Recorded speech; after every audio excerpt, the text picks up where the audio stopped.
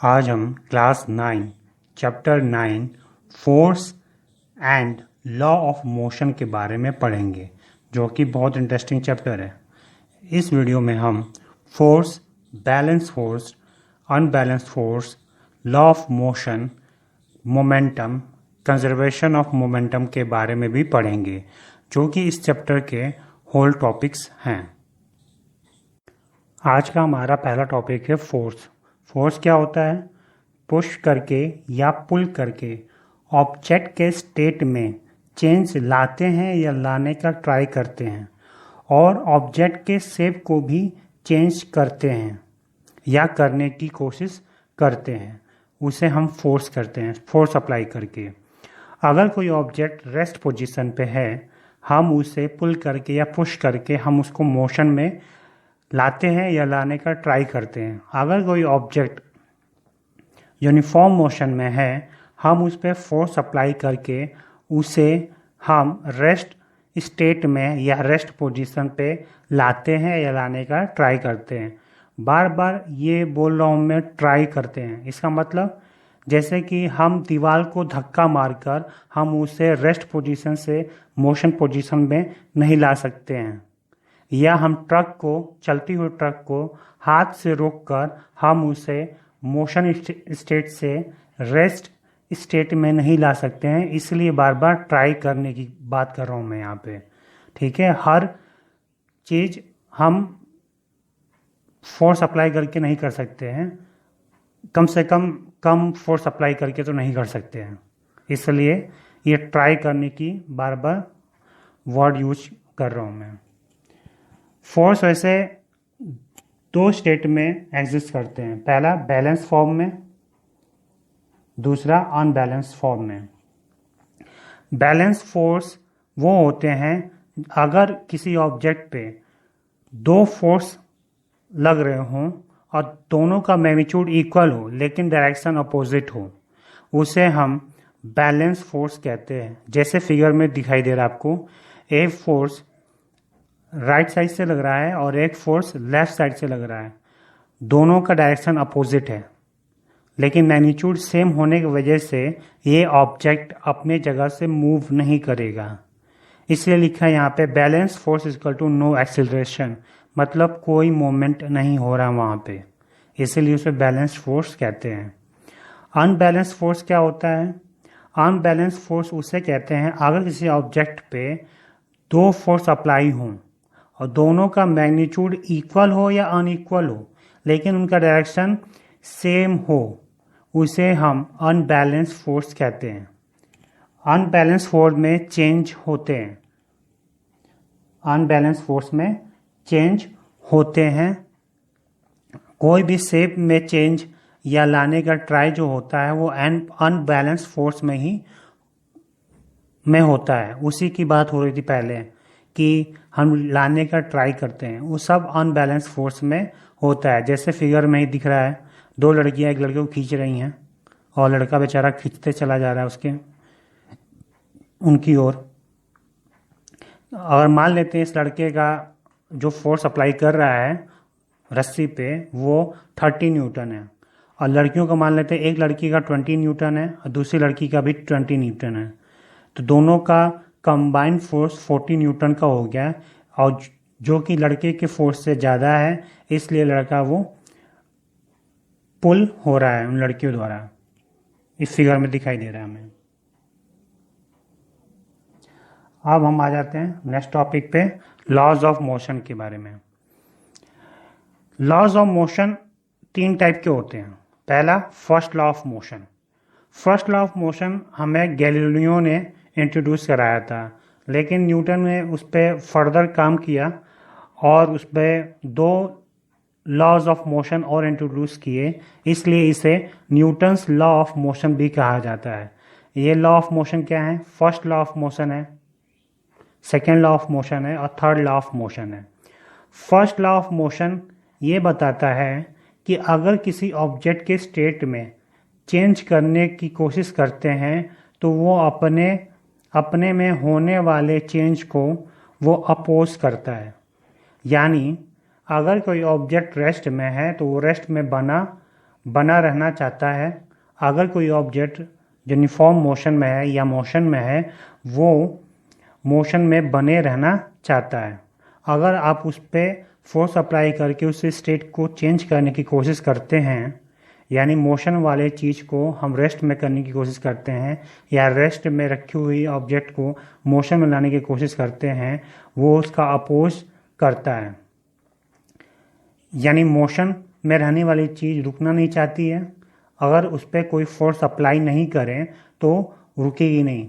जैसे कोई टायर है, अगर उसको हम रोटेट करते हैं, वो तब तक चलती रहेगी जब तक उसके ऊपर फोर्स अप्लाई करके उसको रोका ना जाए। जैसे अगर हम फैन ऑफ कर देते हैं तो आप कुछ देर बाद देखते हैं कि फैन क्या होता है, कुछ समय चलने के बाद रुक जाती है। क्यों रुक जाती है? क्योंकि उसके अंदर फ्रिक्शन काम करता है, जो एक्सटर्नल फोर्स है जो उसे रोकने का काम करता है। टायर अगर कोई रोटेट कर रही है, चलते चलते अपने आप ही रुक जाती है। कैसे? क्योंकि टायर और जो सरफेस है उसके बीच में, दोनों के बीच में फ्रिक्शन नाम का फोर्स काम करता है, जो उसको रोकने का कोशिश करता है और रोकता भी है। सेकेंड लॉ ऑफ मोशन कहता है, फर्स्ट लॉ को हम लॉ ऑफ इनर्शिया भी कहते हैं, ये ध्यान दीजिएगा। फर्स्ट लॉ ऑफ मोशन को हम लॉ ऑफ इनर्शिया कहते हैं। नेक्स्ट टॉपिक है हमारा second law of motion. Second law of motion ये कहता है, अगर momentum, rate of change of momentum जो होता है ऑब्जेक्ट का, वो फोर्स के प्रोपोर्शनल होता है। मोमेंटम क्या होता है? Mass into velocity is known as momentum. Mass into velocity is known as momentum, यानी P equal to m into velocity, यानी मास इंटू वेलोसिटी, उसी को मोमेंटम कहते हैं।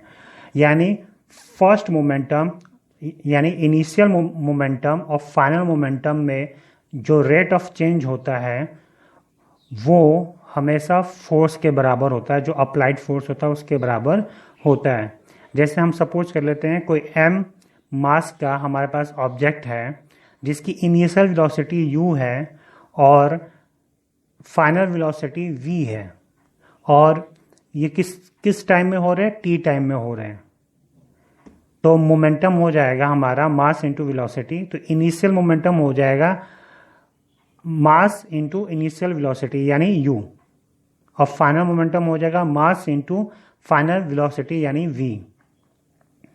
तो इन दोनों के बीच में, यानी P1 और P2 के बीच में हम जो चेंज करेंगे, यानी P2 माइनस P1 यानी mv माइनस mu, इसमें m कॉमन है तो हम m को बाहर ले लेंगे और ब्रैकेट के अंदर v माइनस u ले लेंगे, जो डायरेक्टली प्रोपोर्शनल होगा rate of change of momentum के। चेंज इन मोमेंटम के बराबर होगा। The rate of change of momentum, जब इसको करेंगे तो हम t से डिवाइड कर देंगे। कोई भी चेंज होता है किसी चीज़ में तो हमेशा वो टाइम के रिस्पेक्ट में चेंज होता है। अगर मोमेंटम में चेंज हो रहा है तो टाइम के रिस्पेक्ट में ही चेंज होगा। तो हमने अभी पढ़ा सेकेंड लॉ में कि अगर rate of change of momentum होगा वो अप्लाइड फोर्स के प्रोपोर्शनल होगा, तो इसीलिए यहाँ पे लिखा हमने F directly proportional to m into bracket में v माइनस u, यानी final velocity minus initial velocity divided by t। कोई भी रेट ऑफ चेंज होता है वो टाइम के रिस्पेक्ट में ही होता है। अगर हम प्रोपोर्शनल हटाते हैं तो उसकी जगह पर हम k रखेंगे। k क्या है? k is a constant proportionality, constant of proportionality. तो यहाँ पर फाइनल हो जाएगा F equal to k into m into bracket में v minus U upon T. हमें पता है कि v minus U upon T किसके बराबर होता है? एक्सेलरेशन के बराबर होता है। इसलिए हम इसकी जगह पे हम a रखेंगे, तो F equal to k into m into a। इसका मतलब सेकेंड लॉ ये कहता है कि फोर्स जो होता है वो मास इंटू एक्सेलरेशन के इक्वल होता है। मास इंटू एक्सेलरेशन करेंगे तो वो फोर्स के बराबर होगा। इसका एसआई यूनिट होता है किलोग्राम मीटर पर सेकेंड स्क्वायर। किलोग्राम मास का यूनिट हो गया और एक्सेलरेशन का यूनिट हो गया मीटर पर सेकेंड स्क्वायर। और मोमेंटम की ज़रूरत क्यों पड़ती है? हम मोमेंटम की ज़रूरत वहाँ पड़ती है जब इम्पल्स को कम करना होता है। आपने फील्डर को देखा होगा क्रिकेट में, जो वो कैच पकड़ते हैं तो अपने हैंड को वो पीछे ले जाते हैं, क्योंकि वो बॉल की स्पीड को वो ग्रेजुअली डिक्रीज करते हैं। क्योंकि वो अपने हाथ को पीछे नहीं ले जाएंगे तो इम्पल्स जो होगा वो बहुत ज़्यादा होगा, जिसके वजह से वो उसके हाथ में चोट भी लग सकती है और बॉल उछल के बाहर जा सकती है। इसीलिए वो हैंड को पीछे करते हैं ताकि बॉल की स्पीड को कम कर सके, उसका मोमेंटम बनाए रखते हैं और धीरे धीरे कम करते हैं। जैसे कि अगर हम रनिंग करते हैं तो हम रनिंग करने के बाद अचानक नहीं रुकते हैं, हम रुकते हैं तो कुछ दूर तक वॉक करते हैं ताकि हमारा मोमेंटम हमारे बॉडी को एडजस्ट करने में टाइम लगता है, तो इसीलिए हम मोमेंटम बनाते हैं उस पर। और थर्ड लॉ ऑफ मोशन ये कहता है कि हर action equal and opposite reaction रखता है। यानी हम अगर किसी बॉल को दीवार में मारें तो वो बॉल उसी इंटेंसिटी से पीछे की ओर आएगी। उसी को हम थर्ड लॉ ऑफ मोशन कहते हैं। थर्ड लॉ ऑफ मोशन आपने बंदूक में भी देखा होगा, जब गोली फायर होते हैं तो एक झटके के साथ बंदूक पीछे की ओर भी जाती है। यानी गोली बंदूक पे फोर्स लगाती है और बंदूक गोली पे फोर्स लगाता है, इसलिए वो गन पीछे की ओर जाती है। हमारा नेक्स्ट टॉपिक है कंजर्वेशन ऑफ मोमेंटम।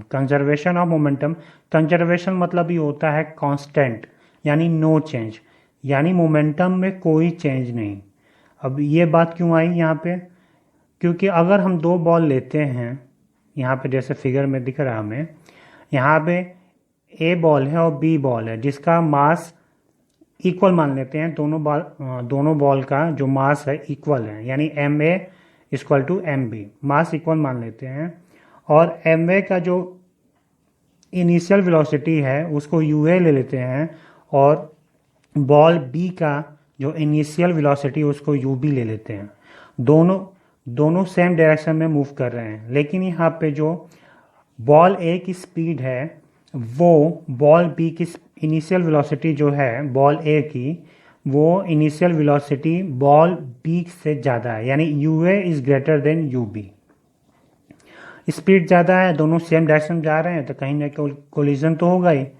तो यहाँ पे अब सेकंड फिगर में देख रहे हैं इसमें कि ए और बी का कोलिजन हो गया।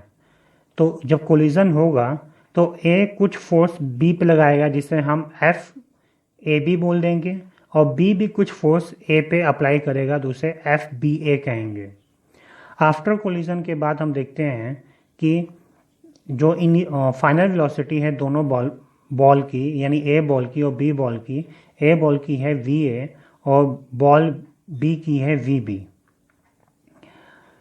तो हम थर्ड लॉ से ये कह सकते हैं कि जो फोर्स जो लगी है इनके बीच में एफ ए बी, वो इक्वल होगा एफ बी ए के, क्योंकि हमने अभी पढ़ा है कि every action has equal and opposite reaction.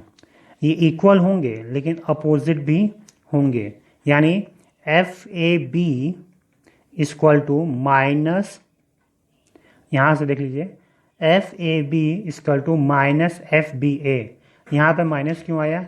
ये अपोजिट डायरेक्शन को डिनोट करता है माइनस, इसलिए यहाँ पे माइनस आया। ये वाला जो फोर्स है एफ बी ए, ये बॉल बी से लगाया जा रहा है बॉल ए पे, इसलिए। और यहाँ पे जो एफ ए बी है वो बॉल ए के द्वारा बॉल बी पे लगाया जा रहा है। अब हमें पता है कि mass force equal to mass into acceleration होता है, मास इंटू एक्सलेरेशन, और एक्सलेरेशन का फॉर्मूला हमें पता है कि v minus U upon T. तो यहाँ पे हम ए का सारा लिखेंगे, एम ए, ये जो फोर्स है ए द्वारा अप्लाई किया जा रहा है तो इसलिए ये सारा ए का लिखा जाएगा यहाँ पे, यानी एम ए जो मास है बॉल ए का, और जो एक्सेलरेशन है वो भी बॉल ए का है, जो इसलिए यहाँ पे हमने we A minus U A upon T लिखा है यहाँ पे, इक्वल टू, अब अपोजिट रिएक्शन है तो माइनस लिखेंगे यहाँ पे, और यहाँ लिखेंगे एम बी मल्टीप्लाई बाई, अब ये बॉल बी का है, ये फोर्स यानी मास इनटू एक्सेलरेशन, ये बॉल बी के लिए, तो M B minus M B multiply by V B minus U B upon T.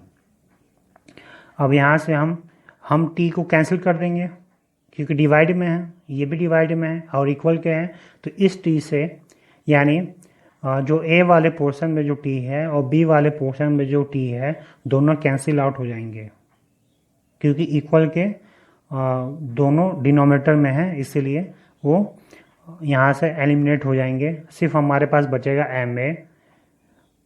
M A into bracket में V A minus U A equal to minus M V multiply by bracket में V B minus U B. अब यहाँ पे हम initial velocity को हम एक पास कर लेंगे और हम इनिशियल मोमेंटम को एक पास कर लेंगे और फाइनल मोमेंटम को हम एक पास कर लेंगे। तो इनिशियल मोमेंटम ए और बी का एक पास कर लेंगे तो हो जाएगा M A U A plus M B U B.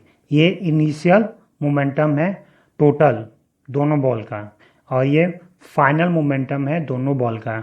इससे हमें ये पता चलता है इस इक्वेशन से दोनों ऑब्जेक्ट का जो टोटल मोमेंटम होता है कोलिजन के पहले वो इक्वल होता है टोटल मोमेंटम के, किसके, कोलिजन के बाद। कोलिजन होने के बाद जो टोटल मोमेंटम होता है वो इक्वल होता है टोटल मोमेंटम के कोलिजन से पहले। कोलिजन होने से पहले जो टोटल मोमेंटम होता है वो कोलिजन होने के बाद टोटल मोमेंटम के इक्वल ही होता है। तो कोलिजन के पहले ये हो गया आपका M A U A plus M B U B, ये कोलिजन होने से पहले, क्योंकि कोलिजन होने से पहले ही इनिशियल वेलोसिटी थी, कोलिजन होने के बाद फाइनल वेलोसिटी हमें मिली थी। तो कोलिजन होने से पहले एम वे यू ए यानी जो बॉल ए का जो इनिशियल वेलोसिटी थी यू ए था, और बॉल बी का इनिशियल वेलोसिटी यू बी था कोलिजन होने से पहले। वो देखिए ये इक्वल है किसके, कोलिजन होने के बाद जो टोटल मोमेंटम है उसके, क्योंकि कोलिजन होने के बाद उनकी वेलोसिटी हो गई थी वी ए और वी बी हो गई थी। इससे हमें ये पता चलता है कि जो मोमेंटम होता है यानी दोनों इक्वल हैं, तो इसका मतलब कोलिजन होने के बाद भी वो मोमेंटम उनका कंटिन्यू रहेगा। अगर हमारा टॉपिक अच्छा लगा है तो प्लीज़ चैनल को सब्सक्राइब करें, लाइक करें, कमेंट करें, अपने दोस्तों के साथ शेयर करें। Thank you.